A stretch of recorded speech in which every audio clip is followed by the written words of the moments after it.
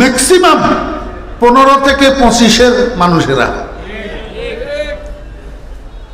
15 থেকে 25। একটা মানুষের জীবনের এই 10টা বছর হলো জীবনের ফাউন্ডেশন অফ লাইফ। এইটাকে যদি একটা মানুষ যদি নিয়ন্ত্রণ করে গড়ে তুলতে পারে, তো ওই মানুষটা উন্নতির চরম শিখরে পৌঁছায়।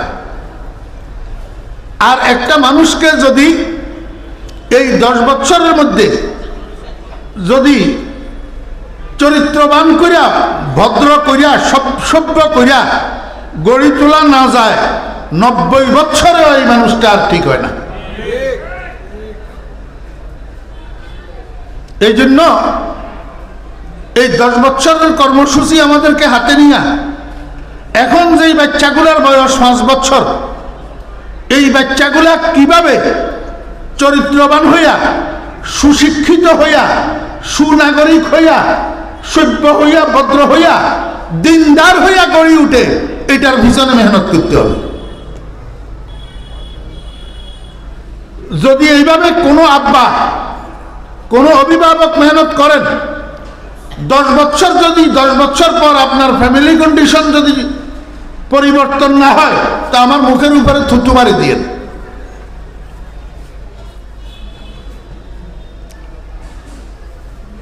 সমাজ ঠিক করার জন্য জেনারেশন ট্রিটমেন্ট করতে হবে।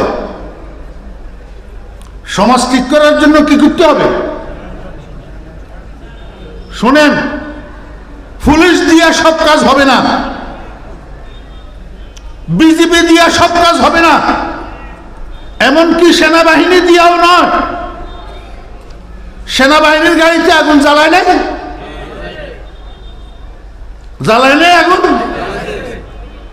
কিন্তু আমি যেই পদ্ধতি আপনাদেরকে বলতেছি, এই পদ্ধতি যদি জাতি অবলম্বন করে, তাহলে পুলিশ লাগবে না, বিজেপি লাগবে না, সেনাবাহিনী লাগবে না। আপনার রাষ্ট্রীয় শান্তি, শৃঙ্খলা, নিরাপত্তা অটোমেটিক প্রতিষ্ঠিত হবে ইনশাআল্লাহ।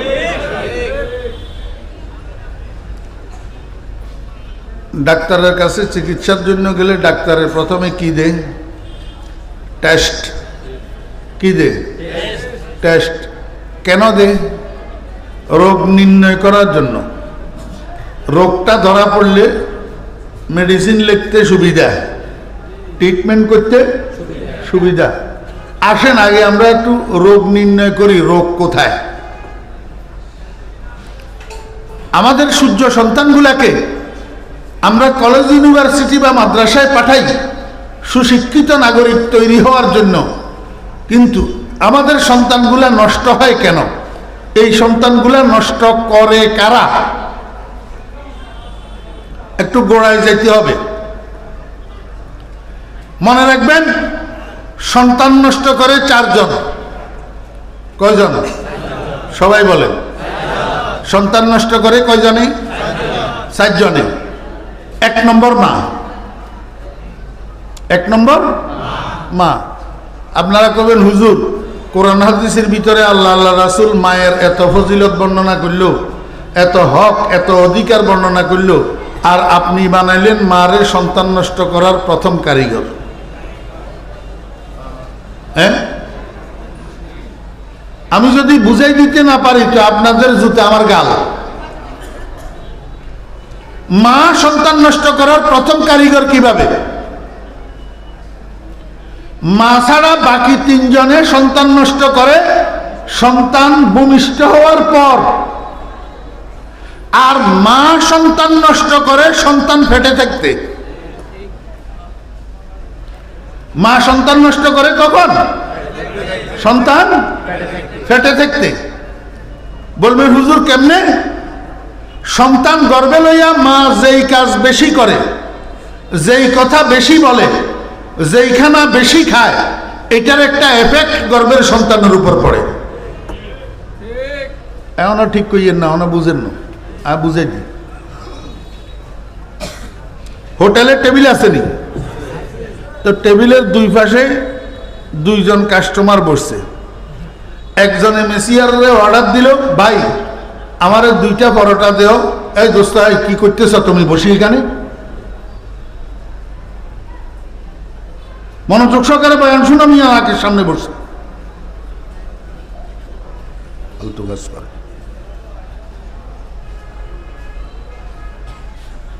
এখন নতুন করে ভিডিও করার, ওয়াজ ভিডিও করার কোনো দরকার না। খালি আমার নামের অর্ধেক লেখি ইউটিউবে সার্চ দিও, আর অর্ধেক গুগল আলে লিখে দিব।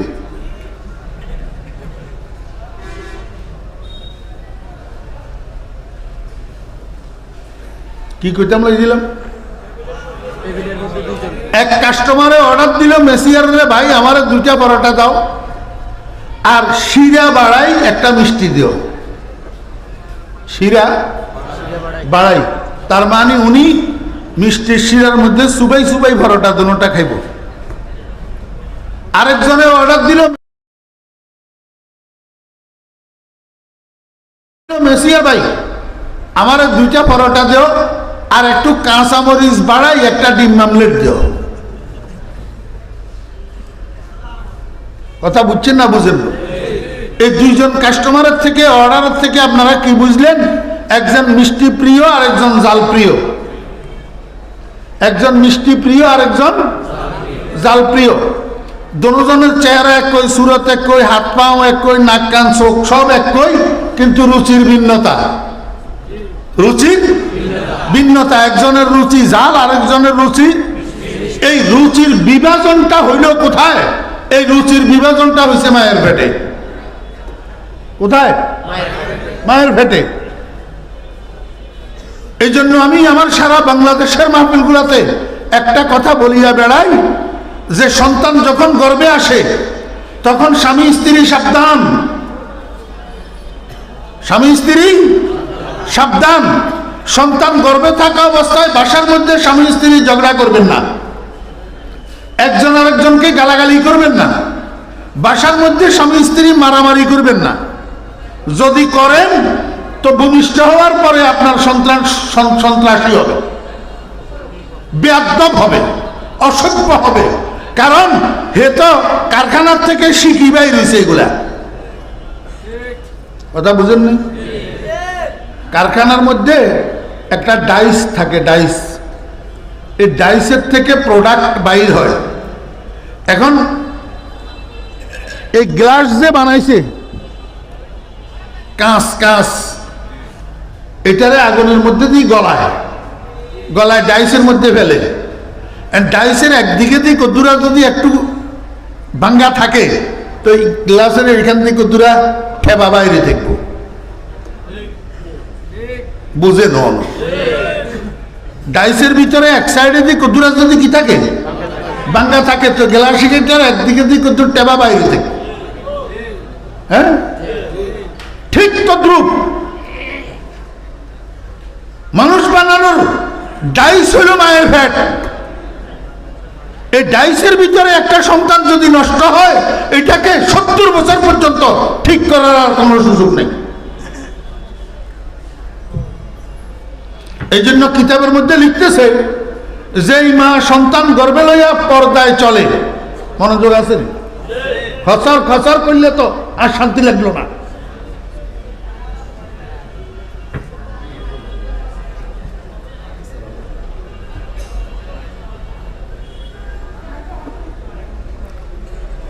মনোযোগ আসেনি? গতানুগতিক ওয়াজ ন, সময়ের প্রয়োজনীয় ওয়াজ। এই জন্য মনোযোগ সহকারে শুনতে হবে। সন্তান গর্ভের মধ্যে লইয়া মা যদি পর্দায় চলে, সন্তান মেধাবী হয়, ট্যালেন্ট হয়, জকি হয়। আর যেই মা সন্তান গর্ভে লইয়া বেলিটি ব্যাগ কান্দে ঝুলাইয়া মার্কেটে মার্কেটে, রাস্তায় রাস্তায়, বাজারে বাজারে ড্যাং ড্যাং করে, এই সন্তান মায়ের পেট থেকে মেধা খর্ব, বোকার ডামিস হইয়া বাইরে। আবা আপনারা মুরব্বীরা কনছেন আমরা মা দাদিরা কেমন শিক্ষিত আছিল? হ্যাঁ, আমরা মা দাদিরা এমন শিক্ষিত আছিল? আমার মা তো নোটও চিনত না। আমি কত 100 টাকার নোট লই যাই খাইয়ে লাইছি, আমার মাতুন 20 টাকা কই কই চিনত না। ফারেক হওয়ার পরে শনিবার দিন মাদ্রাসা যাওয়ার সময় মারে 100 টাকার নোট একটা দিছি, দিয়ে কইলাম যে মা এই ধরো তোমারে 500 টাকা দিয়েছি, এর কিছু খাইও। আসলে নোট কত? 100। সোমবারে আমাদের বাজার, তো বাজারে যাওয়ার সময় আব্বাই কয় যে তোমার তো টেয়া আছে না, যত বাজার করতাম টাকা নাই, টাকা দেওয়া না থাকলে হাওলাত আমি তোমার আবার দিব। আর মা কয় যে আমার মালাম সাহেব যাবের সময় 500 টাকা দিয়েছে খেবের লাই, সেগুন আপনারা দিলে দিতে মারি, তবে ফেরত দিতে। তা আব্বা কয় যে দেও, আবার ফেরত দিব। তারপর মায় নোট এটা আনি আব্বার দিতে দিছে। আব্বা তো তাপস কি 500 টাকার নোট, আরে তোমার কইছে কোন 500 টাকা, 100 টাকার নোটে না। আর মা কয় হুদা কথা কইয়ে দাম না, আরে ঠকানির বুদ্ধি করছে। আর মালুম সাহেব কই গেছে 500 টাকার নোট। আমার বোন একটা ছোট বোন, এইটির আসল নাম হইল খোদেজা, তো এই ডাকে সবাই হোনাদন। তা আমার আব্বা ডাকছে গায়ে হোনাদন এদিকে আয়, নোট ইন কত রে? কয় যে 100 টাকার নোট। তারপরে আমার মা বিশ্বাস করছে। এবারে কজ যে আর হুতে খেয়াল করে না, আর হুতে আর দ্বিতীয় ছিল 500 টাকা, ওই 100 টাকার নোট যে উঠছে ওরা আরেক মনে নিয়ে আসিল, হাতে খেয়াল করে না, হুতেরে বাঁচাচ্ছে। এটার নাম মা, এটার নাম কি? মা। কিন্তু বর্তমান যুগের কুলাঙ্গার সন্তানেরা বউ বুঝে মা বুঝে না। বউয়ে হাইলে আটকাই দিব, মায়ের কোনোদিন সন্তানেরা আটকায় না, মা বাঁচানোর চেষ্টা করে। কার হতে খেয়াল করে। আমি বুঝাইতাম সেই আপনাদের টাকার নোট চিনত না, কিন্তু আলহামদুলিল্লাহ আল্লাহ পাক জান্নাতুল ফেরদাউস নসিব করেন। আমার আম্মা রত্নগর্বা, রত্নগর্বা। আমার ভাই বোন, আমার মার নাতি নাতনি পর্যন্ত যতটুক গেছে, একমাত্র আমি ডামিস ছাড়া আর কেউ বোকা নাই। বোকা থাকলে আমি আছি। আর এখন বর্তমান আলট্রা মডার্ন মহিলাদের ফ্যাটের থেকে যে সন্তান হয়, এগুলারে 5টা হাউস থিয়েটার রাখি বাসায় পড়াইয়া এরপরে 10 বিষয়ের পরীক্ষা দেওয়ার জন্য পাঠাইলে 3 বিষয়ে ফেলি মারে। কারণ কি? ফ্যাক্টরি খারাপ, ফ্যাক্টরি খারাপ। এরিও আপনারা আব্দুল কাদের জিলানী রহমতুল্লাহ নাম শুনছেন? হ্যাঁ, হযরত বরপির সাহেব রহমতুল্লাহ আলাইহি। ওরে বাপ রে বাপ, কত উঁচা মকামের আল্লাহর ওলি ছিলেন। এটা ওলামায়ে কেরামরা কিছু বুঝলে বুঝতে পারে, কিন্তু সর্বসাধারণে বুঝত না। মুরিদি লা তাখাফ আল্লাহু রাব্বি আতানি রিফাতান নিলতুল মাআলি ওয়া কুল্লু ওয়ালিয়িন আলা কদমি ওয়া ইন্নী আলা কদমিন নবিয়্যি বদরিল কামালি। এই কথা এটা যেমন তেমন মায়ের সন্তান মুখ থেকে বাইর হইতে পারে না, আব্দুল কাদের জিলানীর মুখ থেকে বাইর হইতে পারে। ওয়া কুল্লু ওয়ালিয়িন আলা কদমি ওয়া ইন্নী আলা কদমিন নবিয়্যি বদরিল কামালি দারাস্তুল ইলমা হাত্তা সিরতু কুতুবান ওয়া নিলতু সাদা মিন মাওলাল মাওয়ালি।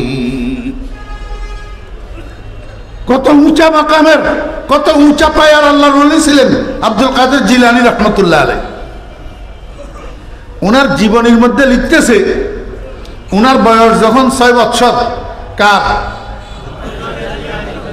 এই খালি জায়গা এগুলা পূরণ করে বসে না, পিছিয়ে দিই মানুষ দাঁড়ায় রয়েছে, বসার জায়গা পাইতেছে না। আপনারা সামনে খালি জায়গা লইলে বসে রয়েছেন,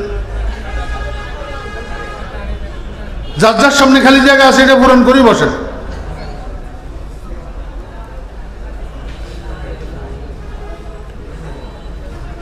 সামনে আসেন, সামনে সামনে, হ্যাঁ খালি জায়গা পূরণ করে বসেন। আপনারা যারা দাঁড়ায় রয়েছেন আপনাগুলাই জায়গা করে দিয়ে, এবারে আপনারা নবইলে তো এত হারে গেলে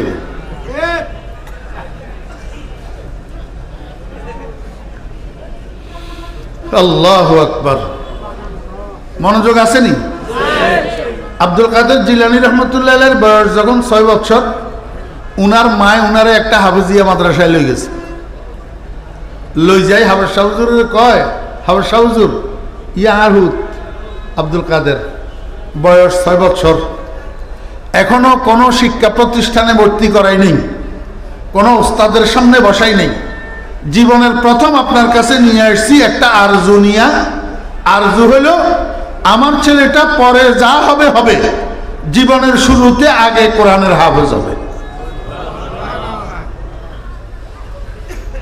আমার একটু আপনারা বুঝি থাকলে বলেন, মুসলমান হিসাবে, রসুল আকরাম সাল্লাল্লাহু আলাইহি ওয়াসাল্লামের উম্মত হিসাবে প্রত্যেকটা মার এই আরজু যদি হইতো যে আমার ছেলে পরে যা হবে হবে, আগে কোরআনের হাফেজ হবে, তাহলে আজকে বাংলাদেশের পাইলট গুলা হাফেজ হতো, রেলের ড্রাইভার গুলা হাফেজ হতো, বাসের ড্রাইভার গুলা হাফেজ হতো, ইউনিভার্সিটির প্রফেসর গুলা হাফেজ হতো, ডাক্তার গুলা হাফেজ হতো, উকিল গুলা হাফেজ হতো, ব্যারিস্টার গুলা হাফেজ হতো, জজ গুলা হাফেজ হতো। সব মারা আরজু যদি এটাও হোক না, পরে হবে, মুফতি হবে, মুহাদ্দিস হবে, ইঞ্জিনিয়ার হবে, ডাক্তার হবে, জজ হবে, ব্যারিস্টার হবে, কিন্তু জীবনের শুরুতে মুসলমান হিসাবে আমার সন্তান আগে কোরআনের হাফেজ।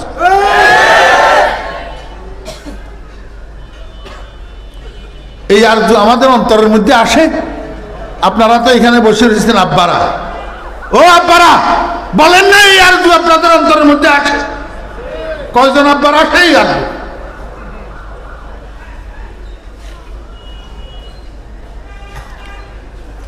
আব্দুল কাদের জিলানী রহমতুল্লাহ আলাইহির মা কয়, হাফেজ সাহেব হুজুর আমার ছেলেটাকে আমি আপনার কাছে রেখে গেলাম, আপনি আমাকে একটা হাফেজে কোরআন উপহার দিবেন।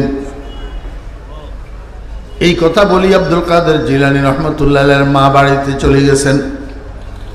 হাফেজ সাহেব হুজুর কয়, বাবা আব্দুল কাদের এদিকে আসো, আমার সামনে বসো, আমার মুখে মুখে একটু পড়ো, আউযু বিল্লাহি মিনাশ শাইতানির রাজিম, বিসমিল্লাহির রহমানির রহিম, আলহামদুলিল্লাহি রাব্বিল আলামিন, আর রহমানির রহিম, মালিকি ইয়াউমিদ্দিন। হাফেজ সাহেব হুজুর সূরা ফাতিহাটাকে শুরু থেকে শেষ পর্যন্ত 2, 4, 5 বার 7 বার দৌড়াইয়া আব্দুল কাদেরকে পড়াইছে। পড়াইয়া এবার কয়, বাবা আব্দুল কাদের, এই যে সূরাটা তোমারে আমি এতক্ষণ পড়াইলাম এটার নাম সূরা ফাতিহা, এটা তুমি আমারে একটু মুখস্থ শুনাইতে পারিবা কিনা এখন? আব্দুল কাদের কয়, জি হুজুর পারবো। কয় তাহলে একটু শোনাও। আব্দুল কাদের বুকে হাত দিয়া শুরু করছে, আউযু বিল্লাহি মিনাশ শাইতানির রাজিম, বিসমিল্লাহির রহমানির রহিম, আলহামদুলিল্লাহি রাব্বিল আলামিন। হাফেজ সাহেব হুজুর চোখ বন্ধ করে শুনতে আছে, আব্দুল কাদের শুনাইতে আছে। হাফেজ সাহেব হুজুরের খেয়াল হলো যখন সূরা ফাতিহা শেষ হবে, গায়রিল মাগদুবি আলাইহিম ওয়ালাদ-দাল্লিন আমিন, তখন তো আব্দুল কাদের থেমে যাবে। কিন্তু ঘটনা উল্টা, আব্দুল কাদের তো থামে না। আমিন বলার পরে এবার আব্দুল কাদের কয়, বিসমিল্লাহির রহমানির রহিম, আলিফ লাম মিম, যালিকাল কিতাব লা রাইবা ফীহি হুদাল লিল মুত্তাকিন। হাফেজ সাহেব হুজুর চোখ খুলি শিশু আব্দুল কাদেরের দিকে তাকাইয়া রয়েছে, ব্যাপারটা কি? আব্দুল কাদের তো আমিন পর্যন্ত থেমে যাওয়ার কথা ছিল, কিন্তু এখন তো দেখি সামনের দিকে চলে, কিচ্ছু কয় না, দেখি কতটুক যায়। শিশু আব্দুল কাদের এই সূরা বাকারার শুরু থেকে যে তেলাওয়াত শুরু করছে আর তো থামে না। তেলাওয়াত করতে করতে করতে করতে একেবারে 18 ফারাত যাইয়া থামছে। কত ফারাত? হাফেজ সাহেব হুজুর কয়, এই কে আছ? এই আব্দুল কাদেরের মারে একটু খবর দে। আব্দুল কাদেরের মা আসছে। হাফেজ সাহেব হুজুর কয়, বোন আপনি না বলি গেলেন আপনার পোলারে আপনি কোনো শিক্ষকের সামনে বসান নাই, কোনো শিক্ষা প্রতিষ্ঠানে ভর্তি করার নাই, জীবনের শুরুতে আপনি আমার কাছে নিয়ে আসছেন, তা আমি তো আজকে প্রথম দিন সূরা ফাতিহাটা শুরু থেকে শেষ পর্যন্ত আব্দুল কাদেরকে পড়াইলাম আর আমাকে শুনাইতে বললাম, এখন আব্দুল কাদের সূরা ফাতিহা তো শুনাইলো, সেই সাথে 18 পারা কোরআন শরীফ যে আমারে মুখস্থ শুনাইয়া দিল। এইটা কি কারবার? আব্দুল কাদের 18 পারা কোরআন শরীফ কোথায় মুখস্থ করল? আব্দুল কাদের জিলানী রহমতুল্লাহ আলাইহির মা কয়, হাবশা হুজুর, আমি একজন মহিলা, আমি একটু বেশি কোরআন তেলাওয়াত করি, আমি একটু বেশি কোরআন তেলাওয়াত করি। আমি কাজের ফাঁকে ফাঁকে একটু অবসর পাইলেই ওযু করি, কোরআন শরীফ লইয়া বসি।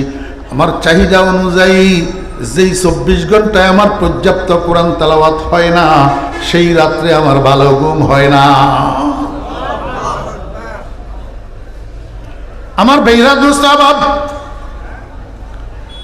আব্দুল কাদের জিলানী রহমতুল্লাহ আলাইহির মা কয়, হাবশা হুজুর, বিশেষ করি আমার আব্দুল কাদের যখন আমার গর্ভে ধারিত হয়েছে, আব্দুল কাদের যখন আমার গর্ভে আসছে, আমি এবার কাজের সময়কে আরো কমাইয়া দিছি, কোরআন তেলাওয়াতের সময়কে আরো বাড়াইছি। আমি আগের থেকে আরো বেশি বেশি করি কোরআন তেলাওয়াত করি। আমার তো মনে হয় হাবশা হুজুর, আমার আব্দুল কাদের ভূমিষ্ঠ হওয়ার পরে কোথাও যাওয়ার সুযোগ পায় নাই, আমি তারে কোথাও নিই নাই, তাহলে সে বাহিরে কোরআন তেলাওয়াত মুখস্থ করবে কিভাবে? আমার তো মনে হয় আমার আব্দুল কাদের আমার পেটে থাকা অবস্থায় আমার তেলাওয়াত শুনিয়া শুনিয়া গর্বের মধ্যেই 18 পারার হাফেজ হইয়া গেছে। তামাশা দেখছেন নি? বাপ ভালো তার বেটা ভালো, মা ভালো তার জি, গাই ভালো তার বাছুর ভালো, দুধ ভালো তার ঘি। বুয়াতে পাকি জাতি নতে পাকে কিরদার, জেনা জাদা না বাশুদ জুজ জেনা কা, যে মরদুম সক যে সক মরদুম না জায়ত, যে গুন্দুম যাও যে যাও গুন্দুম নায়ায়ত, গোলে আমরা যে হক দরওয়ায় না হুফতা, যে গুলজারে খলিলুল্লাহ সে গুফতা। হযরতে ইউসুফ আলাইহিস সালামের জুলাইখা হাত্তম খানার মধ্যে নিয়ে আবদ্ধ করছি, আবদ্ধ করি ইউসুফ আলাইহিস সালামের কাছে যৌন কামনা পুরা করার আবদার করছে। যৌন কামনা পুরা করার, আমার বেহরা জেনার কামনা পুরা করার জন্য আবদার করছে। ইউসুফ আলাইহিস সালাম, জুলাইখা তুমি ভুলের মধ্যে আছো, তুমি আমারে চিনো না। আমার আব্বার নাম ইয়াকুব, তিনি একজন নবী। আমার দাদার নাম ইসহাক, তিনি একজন নবী। আমার পরদাদার নাম ইব্রাহিম, তিনি একজন নবী। আল্লাহ পাক আমার নিজের মধ্যেও নবুয়তের বেদ আর রহস্য লুপ্ত রেখেছে। আমি ইব্রাহিমের নবুয়তের বাগানের শুদ্ধ পরিস্ফুটিত একটা পবিত্র ফুল। এমন একটা পবিত্র ফুলের থেকে তুমি জেনা বেবিচারের মতো অপবিত্র কাজের কামনা যদি করো, তোমার এই কামনা কসমিন কালেও পুরা হবে না। কারণ বাপ বেবিচারী হলে সন্তান বেবিচারী হয়, মা বেবিচারী হলে সন্তান বেবিচারী হয়। পবিত্র বাপের সন্তান কোনোদিনও পবিত্র হয় না, পবিত্র মায়ের সন্তান কোনোদিনও পবিত্র হয় না। তুমি জানো না জুলেখা, মানুষের পেট থেকে মানুষ জন্ম নেয়, কুকুর জন্ম নেয় না। কুকুরের পেট থেকে কুকুর জন্ম নেয়, মানুষ জন্ম নেয় না। ধানের ছড়ার মধ্যে ধান পাওয়া যায়, গম পাওয়া যায় না। গমের শীষের মধ্যে গম পাওয়া যায়, ধান পাওয়া যায় না। এই জন্য আমি আমার সারা বাংলাদেশের মাহফিলগুলোতে বলি, আমার ভাইয়েরা, দোস্ত, বাপ ও মা বোনেরা, সন্তানকে যদি চরিত্রবান বানাইতে চান, আগে মা বাপ দুজন নিজেদের চরিত্র ঠিক করেন। কারণ মা বাপের চরিত্রে যদি দূষণ থাকে, সন্তান কোনোদিন চরিত্রবান হবে না। আমার ভাইয়েরা, দোস্ত, বাপ, এবার আমি আপনাদেরকে একটু জিজ্ঞেস করি, আব্দুল কাদের জিলানী রহমতুল্লাহ আলাইহি গর্ভে থাকা অবস্থায় উনার মায়ের তেলাওয়াতের এফেক্ট যদি গর্ভের সন্তানের উপরে পড়ে, বর্তমান যুগের আলট্রা মডার্ন মায়েরা এখান দিয়ে কাজ করে আর এখান দিয়ে পাশে মোবাইলটা চালু করি গান শুনে, এখান দিয়ে কাজ করে, এখান দিয়ে মোবাইলটা চালু করে কি করে, গান শুনে, গান শুনতে শুনতে কাজ করে। রাত্রে শোয়ার সময় দুই একটা বাংলা হিন্দি ছায়া ছবি দেখি, না ঘুমাইলে মা বাবা কারো চোখে ঘুম আসে না। এরকম আলট্রা মডার্ন মায়েদের সন্তানদের পেটের মধ্যে সন্তানের উপর মায়ের কাজের এফেক্ট হয় কি হয় না? একটা উদাহরণ দিই তাহলে। পরের দিন ফলার মেট্রিক পরীক্ষা, পরের দিন ফলার মেট্রিক পরীক্ষা। আগের দিন সন্ধ্যায় ফোলা ড্রয়িং রুমে টেলিভিশনের সামনে বসছে আর উঠে না। মায় বারবার যাইয়া কয়, বাবারে আগামী দিন তোর মেট্রিক পরীক্ষা, তুই পাশ করবি কেমনে, লেখাপড়া করা ছাড়া। জানা বাবা কিছুক্ষণ পর, কিন্তু ফোলা টেলিভিশনের সামনে থেকে উঠে না। শেষ পর্যন্ত হইতে হইতে রাত্রে 10টা যখন বাজছে, মায় যাইয়া কয় যে বাবা এখন আর পড়ার দরকার নাই, এখন 4টা খাইয়া শুইয়া যা, ভোর রাত্রে মোল্লায় আজান দিলে শোয়ার থেকে উঠি কিছু লেখাপড়া করিস, তাহলে অন্তত পাস করতে পারবি, নতুবা তো তুই পাস করবি না। এতেও ছেলে টেলিভিশনের সামনে থেকে উঠে না। তো মা কি করছে, নিরুপায় হইয়া সুইচ বোর্ডের কাছে গেছে, যাইয়া 2টা সুইচ একসাথে অফ করছে। টেলিভিশনের সাথে বিদ্যুতের কানেকশনের সুইচ যেটা, এটা বন্ধ করে দিয়েছে, সাথে ড্রয়িং রুমের লাইটের সুইচটা বন্ধ করে দিয়েছে। এখন ড্রয়িং রুম যখন অন্ধকার হইয়া গেছে, এই পোলা মায়ের দিকে তাকাইয়া কয়, দিও না কো বাসর ঘরের বাতি নিভাইয়া। আমার একটু আপনারা কন না, যেগুলোতে হায়া শরম নাই সেগুলোর মুখে দিয়ে আসনি হবা, আর যেগুলোতে হায়া শরম নাই সেগুলোর মধ্যে কি বা আরো আসনি বা আরো। মেট্রিক পরীক্ষার্থী হলো, এটার বয়স কত? 15, 16, 17, 15, 16 বুঝ হইছে নি না হইন, বালে কইছে নি না হইন। এখন এই পোলা যদি মায়ের দিকে তাকাইয়া এমন একটা কথা কয়, মা এটার কি অবস্থা হয়? যা হওয়ার তা হয়েছে, সঙ্গে সঙ্গে মাথায় চক্কর দিয়া ধুম করে পড়ছে মেজের উপর, ফ্লোরের উপর। এই তো বাসার মধ্যে হইচই পড়ে গেল। কেউ বাটিতে করে পানি আনতেছে, মুখের উপরে পানির জাপটা দিতেছে, আর কেউ সরিষার তৈল হাতের তালুতে পায়ের তালুতে মালিশ করতেছে, আবার কেউ কাপের মধ্যে সরিষার তৈল আর পানি গুলি মাথার মধ্যে তেলে পানিয়ে গোলা দিতেছে। আমার বেয়েরা দোস্ত আবাব হইচই শুনি আমি রুমের থেকে বাইর হইলাম। এই ফ্লাইটার ইমিডিয়েট ছোট একটা বোনা ছিল, তারা জিজ্ঞেস করলাম, কিরে বাসায় কি হয়েছে? কয়, আঙ্কেল ভাইয়া তো আগামী দিন মেট্রিক পরীক্ষা, ভাইয়া পড়তে বসে না, শুধু টেলিভিশনের সামনে বসে থাকে। রাত্রে যখন 10টা বাজে, মা ড্রয়িং রুমের বাতিটা নিভাইয়া দিছে। বাতি নিবানোর সাথে সাথে ভাইয়া মায়ের দিকে তাকাইয়া কয়, দিও না কো বাসার ঘরের বাতি নিভাইয়া। এই কথা শুনি মা মাথা ঘুরাই পড়ে গেছে ফ্লোরের উপর, বেহুশ হইয়া রয়েছে। বেহুশ,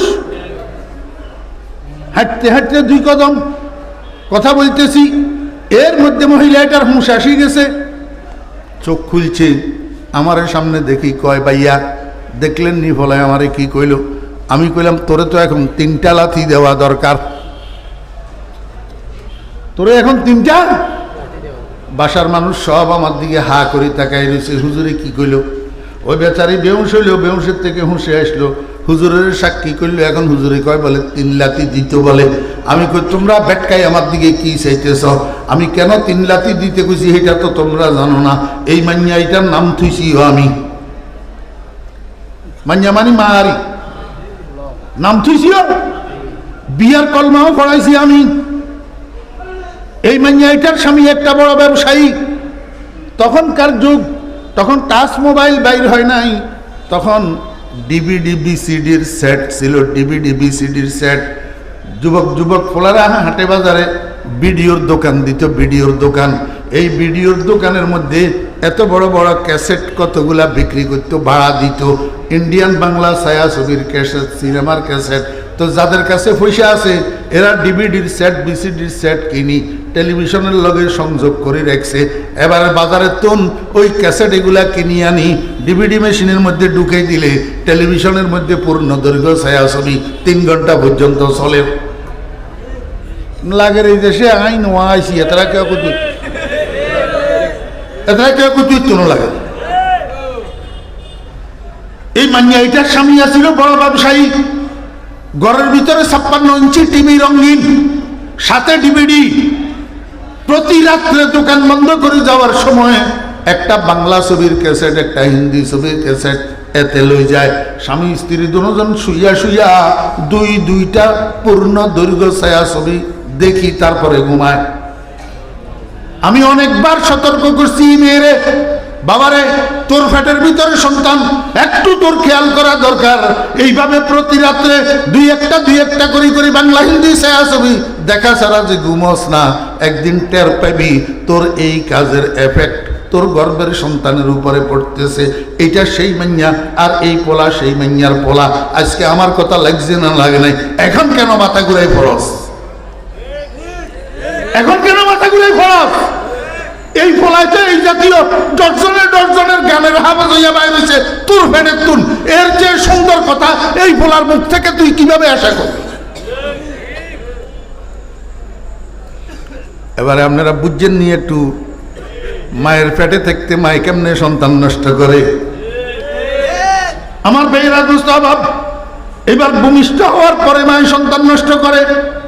ভূমিষ্ঠ হওয়ার পরে মায় সন্তান নষ্ট করে, তখনও পর্যন্ত বাপের, চাচার, জ্যাঠার, মামার কোনো কার্যক্রম সেখানে চলে না, একমাত্র মায়ের চলে। আমার ভাইয়েরা দোস্ত অভাব, একটা ছেলের বয়স যখন 1-1.5 বৎসর তখন একটু হামাগুড়ি দিয়া সামনের দিকে আগাইতে পারে।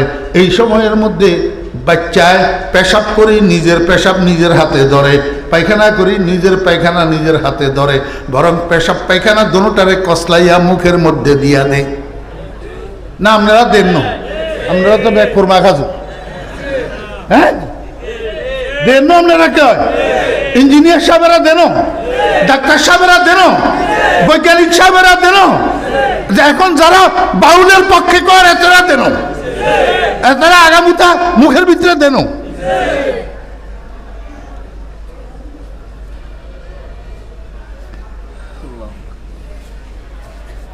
হেতে আউলিয়া সরকার, কি সরকার?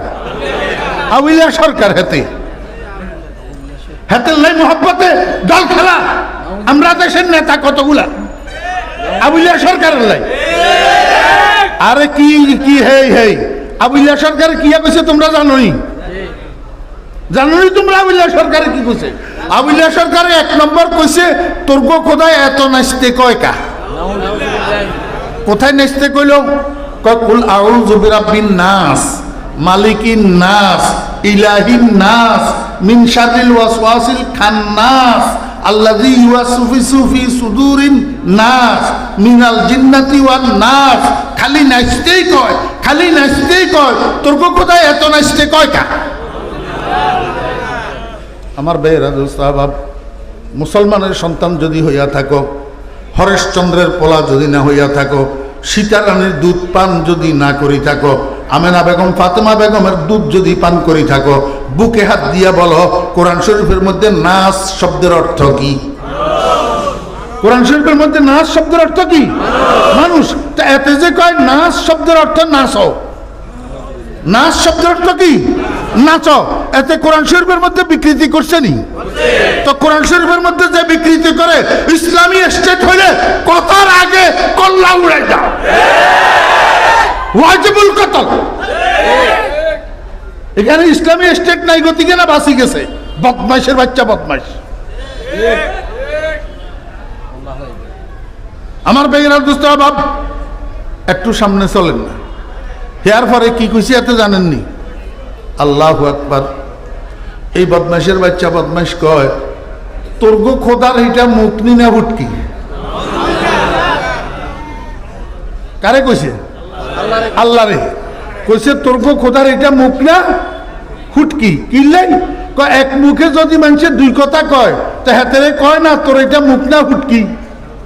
তোর গো খোদায় এক মুখে এত কথা কইল কা? কি কইছে? তোর গো খোদা একবার কয় প্রথম সৃষ্টি এশক, আরেকবার কয় প্রথম সৃষ্টি আরশ, আরেকবার কয় প্রথম সৃষ্টি রূহ, আরেকবার কয় প্রথম সৃষ্টি নূর। তোর গো খোদা এক মুখে এত কথা কয় কা? আমার বেয়েরা দোস্ত আহবাব, আমার প্রথম কথা হইল যেই কথাগুলারে হেতে আল্লাহর দিকে লাগাইছে এই কথাগুলো আল্লাহ কয় নাই। এই কথাগুলো আল্লাহ কয় নাই। এগুলো হলো সব হাদিসের কথা। সব কি? হাদিসের কথা। তোর মধ্যে সবগুলা কথা হাদিসের কথা না, কিছু কিছু আছে সত্য হাদিস আর কিছু কিছু আছে জাল হাদিস। কিছু কিছু আছে কি?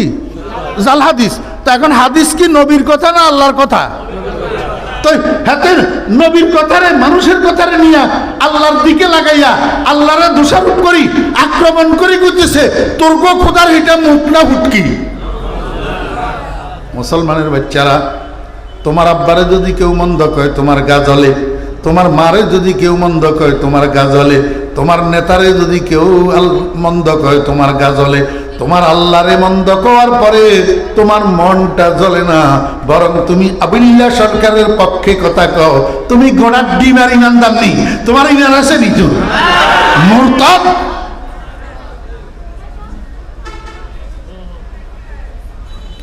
মুসলমান দুনিয়ার সবকিছুর উপরে আক্রমণ বরদাস্ত করতে পারে, আল্লাহ আল্লাহ রসুলের উপরে আক্রমণ মুসলমান বরদাস্ত করতে পারে না। তাহলে শুনেন, হযরত আবু বকর সিদ্দিক রাদিয়াল্লাহু আনহু মসজিদে নববীতে আসা যাওয়া করে নামাজ পড়ার জন্য 5 ওয়াক্ত। ইহুদি একটা রাস্তার পাশে দাঁড়ায় দাঁড়ায় সব সময় আবু বকরের টিটকারি করে, শুনাই শুনাই। এখন আমাদের যুগেও মানুষ কতগুণ এরকম আছে, রাজনৈতিক দলের কর্মী নামে বেদিন, রাজনৈতিক দলের কর্মী নামে বেদিন দলকানা।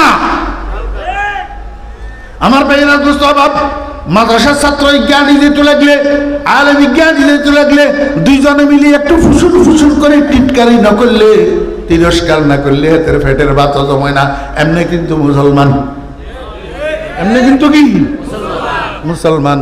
আমার ভাইরা হযরত আবু বকর সিদ্দিক রাদিয়াল্লাহু আনহু রাস্তা দিয়ে হাঁটে, ইহুদি এটা সব সময় আবু বকরকে উত্ত্যক্ত করে, তিরস্কার করি করি, ক্রিটিসাইজ করি করি।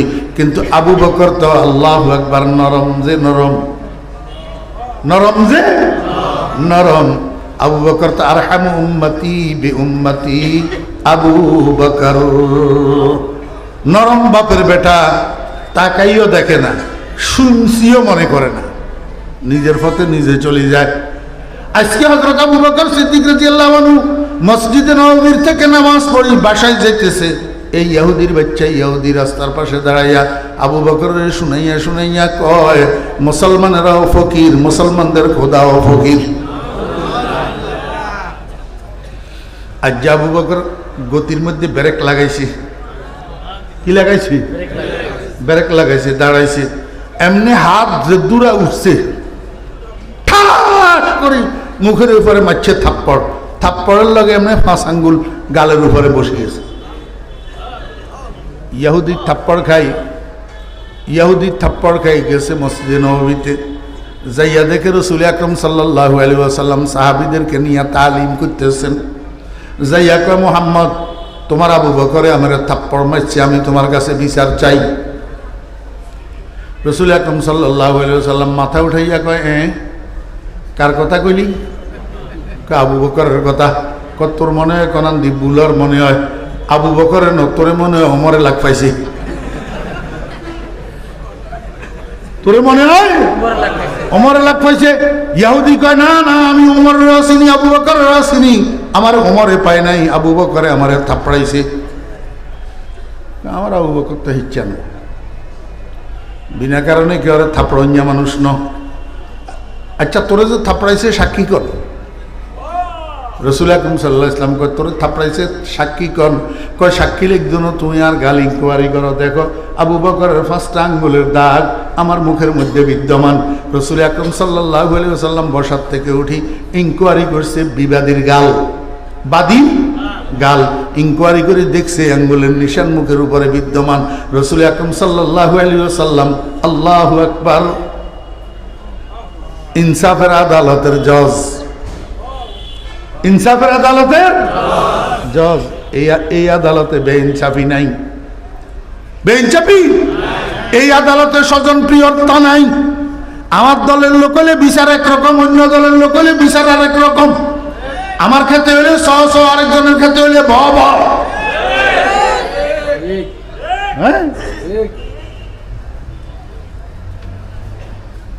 খুরমা খাজুর কোটি আছে বাংলাদেশে, ব্যাগ ছো 12 বাড়ি গৃহস্থ, 13 বাড়ি চোর, জায়গার নাম হারামখোর।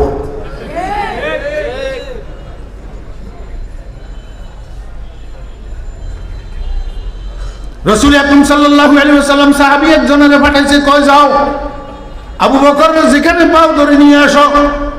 সাহাবী এটা যাইয়া হযরত আবু বকর সিদ্দিক রাদিয়াল্লাহু আনহুর সাথে করে নিয়ে আসছে।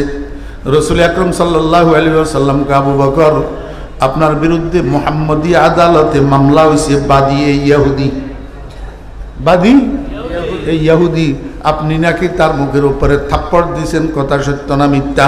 আবু বকর সিদ্দিক রাদিয়াল্লাহু আনহু, সিদ্দিক তো আবু বকর কি সিদ্দিক? সিদ্দিক ওই মানুষটাকে বলা হয়, সিদ্দিক ওই মানুষটাকে বলা হয় যেই মানুষটার মুখের থেকে জন্ম থেকে মৃত্যু পর্যন্ত একটা মিথ্যা বাহির হয় নাই। আর ইসলাম গ্রহণ করার পরে ন, ইসলাম গ্রহণ করার পরে ন, জন্ম থেকে মৃত্যু পর্যন্ত যেই মানুষটার মুখের থেকে একটা মিথ্যা বাইর হয় না, তার নাম সিদ্দিক। একটা মিথ্যাও যদি জীবনে বাইর হয়, সে সিদ্দিক হইতে পারে না। রাসূল আকরাম সাল্লাল্লাহু আলাইহি ওয়াসাল্লামকে, আবু বকর সত্য না মিথ্যা? আবু বকর সিদ্দিক রাদিয়াল্লাহু আনহু কয়, জি হ্যাঁ ইয়া রাসূলুল্লাহ, সত্য, আমি তার মুখে থাপ্পড় দিয়েছি।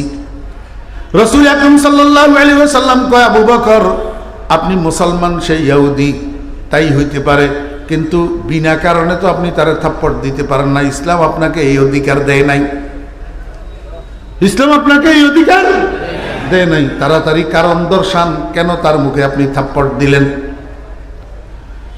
আবু বকর সিদ্দিক রাদিয়াল্লাহু আনহু কয়, ইয়া রাসূলুল্লাহ, আমি প্রতিনিয়ত মসজিদে আসা যাওয়া করি নামাজ পড়ার জন্য। সে রাস্তার পাশে দাঁড়িয়ে আমার উত্ত্যক্ত করে, আমার তিরস্কার করে, আমার ক্রিটিসাইজ করে। আমি শুনছিও মনে করি না, তাকাইয়াও দেখি না, চলি যাই। আজকে যখন আমি মসজিদ থেকে নামাজ পড়ে যাইতেছিলাম, এই ইহুদি রাস্তার পাশে দাঁড়াইয়া আমার শুনাইয়া শুনাইয়া কয়, মুসলমানেরাও ফকির, মুসলমানদের খোদাও ফকির।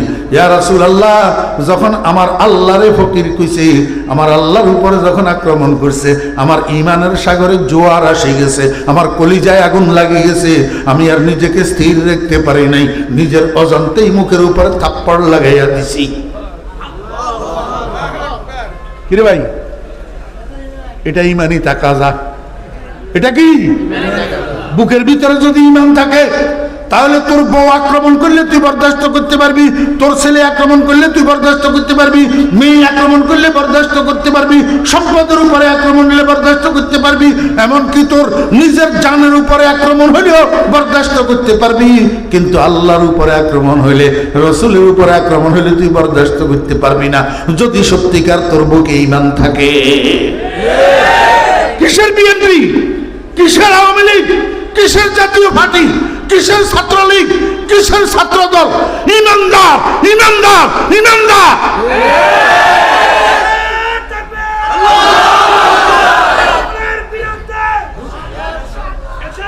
ইমানদার সবকিছুর উপরে কি? ইমানদার। তুই বেড়া মুসলমানের ফলা, তুই আব্দুর রহমান আব্দুর রহিমের ওরাসের থেকে জন্ম নিছ, তুই হরিশ্চন্দ্রের ওরাসে জন্ম নেস নাই, তুই আমেনা বেগম আনোয়ারা বেগমের দুধ পান করি বড় হচ্ছ, তুই সীতারানীর দুধ পান করি বড় হস নাই। কিসের দল, কিসের মত? সবের আগে ইমান।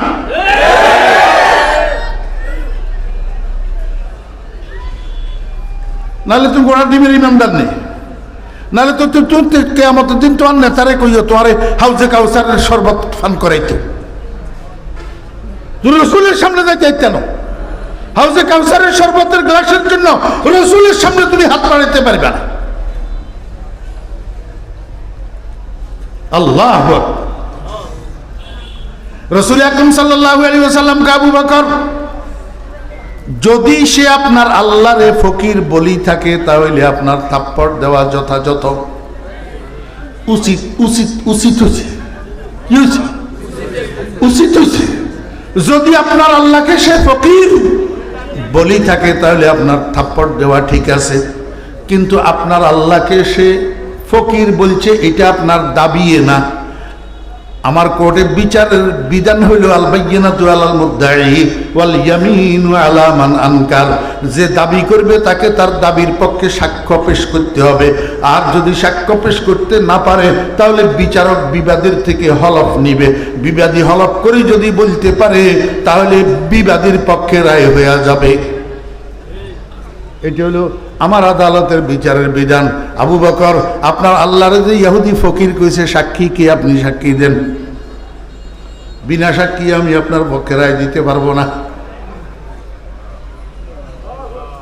তামাশা দেখছেন? আরে আবু বকর এটা কে? নবীজির জন্য আবু বকরের কি কোরবানি? আরে আমি ফরিদুদ্দিন তো নালায়েক, আমি তো জাহেল মূর্খ মানুষ।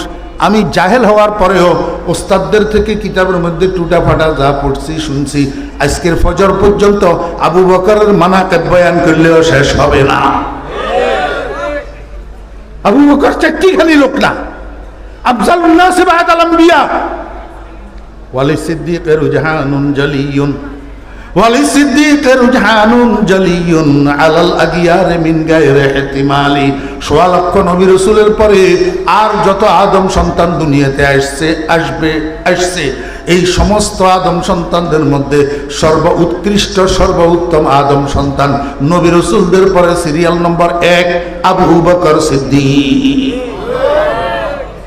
আবু বকর সিদ্দিক।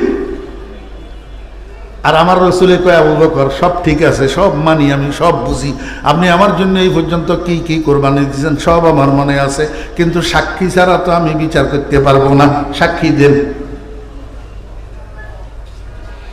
আবু বকর সিদ্দিক রাদিয়াল্লাহু আনহু কয়, ইয়া রাসূলুল্লাহ, প্রতিমধ্যে আমরা দুইজন ছিলাম, সে আর আমি, তৃতীয় কোনো ব্যক্তিত্ব ছিল না। সে বলছে আমি শুনছি, এখন আমি সাক্ষী কোথায় পাবো, সাক্ষী কোথার থেকে দেব? রাসূল আরবি সাল্লাল্লাহু আলাইহি ওয়াসাল্লামকে, আবু বকর সাক্ষী যদি আপনি দিতে না পারেন আমি তার থেকে হলফ নেব। আর ইহুদিরা হইল মিথ্যাবাদী। ইহুদিরা কি? মিথ্যাবাদী। রাসূল আকরাম সাল্লাল্লাহু আলাইহি ওয়াসাল্লামের সঙ্গে সঙ্গে ইহুদি এটারে জিজ্ঞাসা করলো, এই ইহুদি, তুমি মুসলমানদের খোদারে ফকির বলছো নি? কয়, না না না, আমি এরকম কথা বলি নাই। আবু বকর মিথ্যা কইতেছে,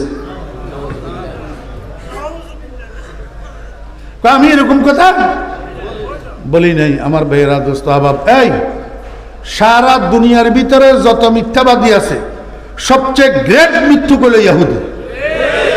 গ্রেট মিথ্যুক কি? ইহুদি। ইহুদির মতো মিথ্যাবাদী পৃথিবীতে আর কোনো জাতি নেই। আমার ভাইয়েরা, দোস্ত আহবাব, এই জন্য আমি আমার মাহফিলগুলাতে কই, মুসলমান ভুল করিয়েন না, ভুল করিয়েন না। ভারত যেরকম ইসলামের দুশ্মন, কোরআনের দুশ্মন, মুসলমানের দুশ্মন, ভারত যেরকম স্বাধীনতার দুশ্মন, সার্বভৌমত্বের দুশ্মন, আমেরিকাও মুসলমানের বন্ধু নয়, আমেরিকাও ইসলামের বন্ধু নয়, আমেরিকাও দেশের বন্ধু নয়, স্বাধীনতার বন্ধু নয়, সার্বভৌমত্বের বন্ধু নয়। দোনো জালিম এক, দোনো জালিম এক। অতএব এদিক থেকে ঘুরি ওই দিকে যাওয়ার কোনো সুযোগ নাই। আলাকিলু তাকফিহিল ইশারা। এই জন্য আমার দাদা পীর ফটিয়ার হযরত মুফতি আজিজুল হক সাহেব রহমতুল্লাহ আলাইহি ভোর রাত্রে উঠি তাহাজ্জুদের নামাজ পড়ে দোয়া করতেন, না আমেরিকা না লন্ডন সে হো উলফত, না আমেরিকা না লন্ডন সে হো উলফত, হামে মস্তে মদিনা কর খুদায়া, না জাপান না জার্মান সে হো নিসবত, হামে অশাকে কাবা কর খুদায়া। ইয়া আল্লাহ, আমি আমেরিকাপন্থী হইতে চাই না, আমি লন্ডনপন্থী হইতে চাই না, তুমি আমার মক্কা মদিনার পাগল বানাইয়া দাও। আজকে আমি আমার জাতিকে একটা দোয়া শিখাইয়া দিতে চাই, সেই দোয়াটা হইল, না আমেরিকা না ভারত সে হো উলফত।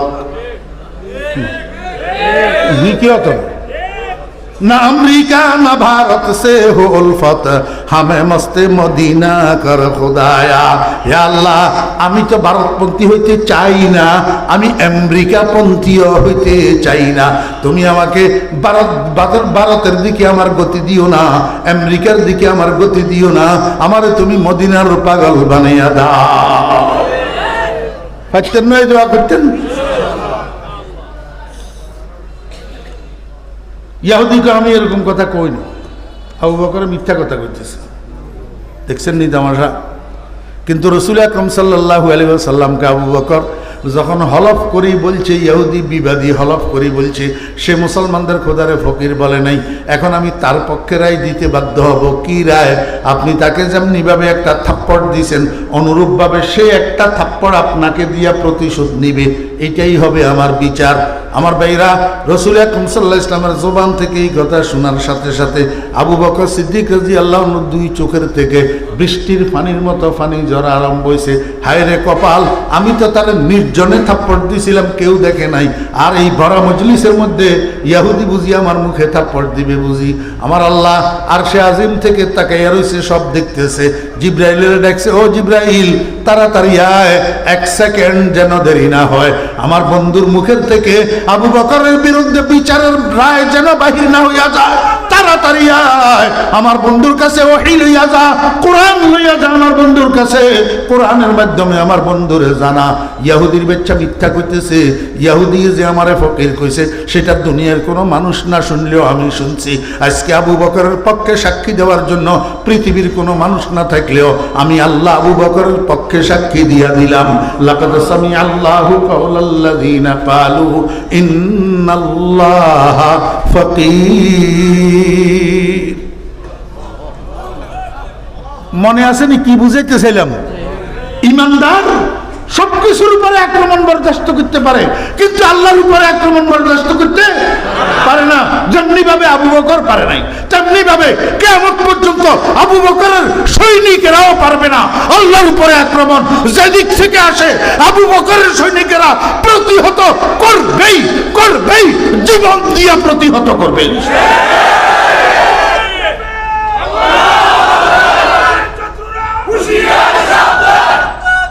আল্লাহু আকবার।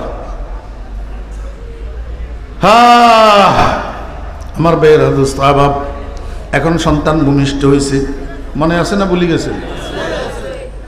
পেশাবের কসলাই মুখে দে, পায়খানার কসলাই মুখে দে, পেশাব পায়খানা দোনোটারে একসাথ করি হালুয়া বানাইতে মুখের মধ্যে দে। জি, আপনারা সকলে দিছেন নি? আমরা দিছিনি? বড় সাহেবেরা, বৈজ্ঞানিকেরা, নাস্তিক মিয়ারা সব সাহেব দিছে। এই ছোট্ট থেকে নিজের পেশাব নিজের পায়খানা কসলাই হালুয়া বানাই মুখে দে। এই সময়ের মধ্যে মা ডিউটি করে। মা কি করে? ডিউটি করে। ওরে 20 হাত দূর থেকেও যদি মার নজরে পড়ে, দৌড়াই আসি বাচ্চার হাত ধরে, ছি ছি বাবা এটা খাইও না, ছি ছি বাবা এটা খাইও না। সন্তানের মুখের সামনের থেকে সন্তানের হাতের টানি নিয়ে আসে, নিয়ে বাথরুমে ঢুকে সন্তানের হাতটারে ধুইয়া পরিষ্কার করে দে। আমি আপনাদেরকে বুঝাইতে চাইছি যে এই সময়ের মধ্যে সন্তান এইটাই বুঝার বয়স তার হয় নাই, কিন্তু তারপরেও মাঝে অখাদ্য কুখাদ্য তার মুখের থেকে টানি নিয়ে আসলো, এটার একটা এফেক্ট সন্তানের উপরে পড়ে। ওরে 60 বছর বয়সেও এই সন্তান মুখের মধ্যে কোনো অখাদ্য মুখে নিবে না, কোনো কুখাদ্য মুখে নিবে না, কারণ মা তার শিক্ষা দিয়া দিছে। তার বয়স হওয়া লাগবে না, তার বুঝ হওয়া লাগবে না, ফেটের ভিতরে কি তার বুঝই ছিল নি? আমার ভাইরা, দোস্ত আবাব, 2 বছর বয়সের একটা সন্তান থের থের করি করি হাঁটে, থের থের করি করি কি করে? হাঁটে। হাঁটতে হাঁটতে পেশাব করে, দাঁড়ায় দাঁড়ায় পেশাব করে। মা আস্তে করিয়া সেই কাঁধের উপরে হাত দিয়া কয়, বাবারে বসো বসো বসো, বসি পেশাব করো। আমরা মুসলমান, আমরা দাঁড়াই পেশাব করি না, কোনো সময় দাঁড়াই পেশাব করিও না, বসি পেশাব করো। সন্তানের এখনো মায়ের এই শিক্ষা বুঝার মতো বয়স হয় নাই, কিন্তু আল্লাহর কুদরতে মায়ের এই শিক্ষার একটা এফেক্ট সন্তানের উপরে পড়ে।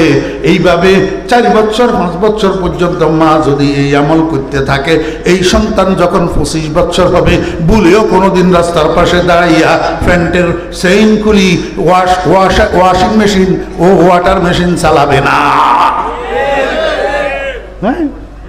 মায়ের শিক্ষা, মায়ের কোল হলো সন্তানের প্রথম পাঠশালা। আমার ভাইরা, দোস্ত আবাব, হযরত ইব্রাহিম আলাইহিস সালাম ইসমাঈল আলাইহিস সালামকে নিয়ে গেছে মিনার মানহারে কুরবানি দেওয়ার জন্য।